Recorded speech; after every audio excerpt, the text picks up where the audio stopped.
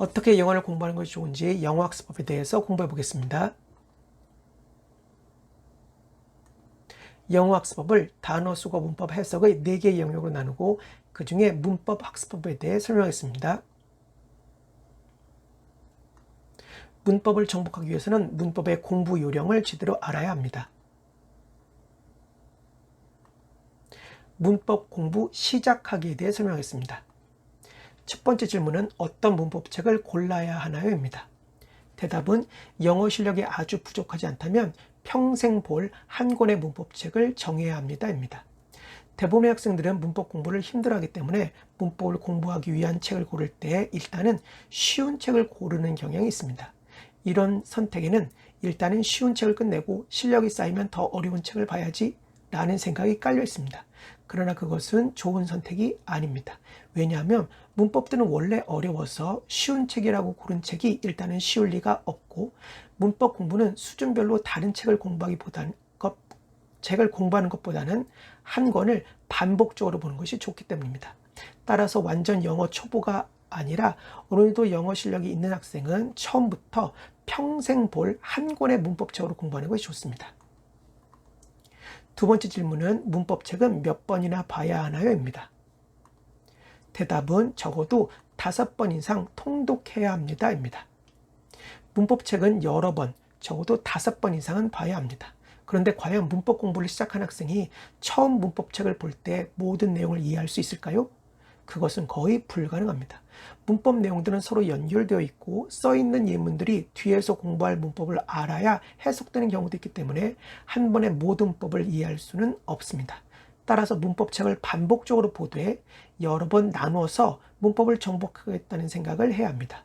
처음 볼 때는 50%, 두 번째는 70%, 세 번째는 80% 이런 식으로 이해하는 정도를 조금씩 올려가면서 문법을 공부하면 됩니다. 심지어 영 이해가 안 되는 10% 정도는 이해하는 것을 포기해도 상관없습니다. 왜냐하면 나중에 알게 될 것이니까요. 가장 중요한 것은 문법 공부를 여러 번 반복하는 것입니다.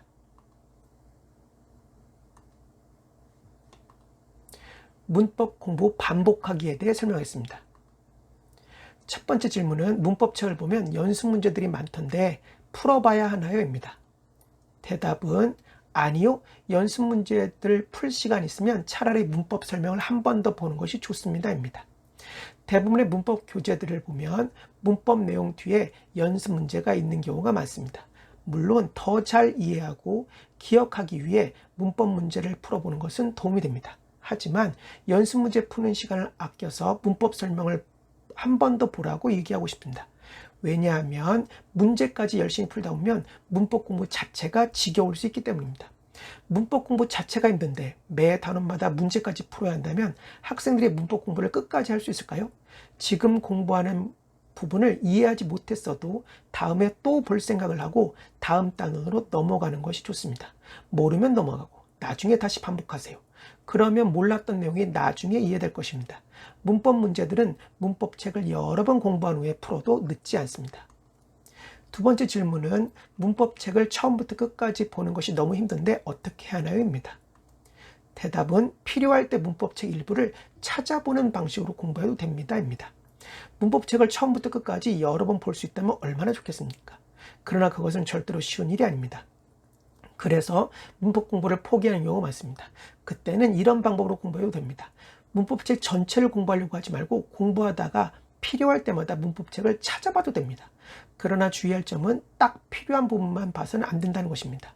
예를 들어 투부정사의 명사용법이 필요해서 찾아봤다면 그 문법과 함께 쓰여있는 형용사적, 부사적 용법도 함께 공부해야 합니다.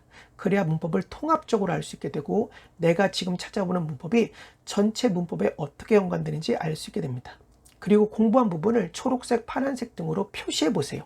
그런 식으로 오래 영어 공부를 하다 보면 어느새 많은 문법들의 색깔이 칠해져 있을 것입니다.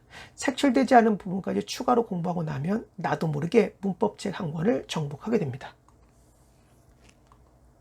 지금까지 문법의 공부 요령에 대해 들어주셔서 감사합니다.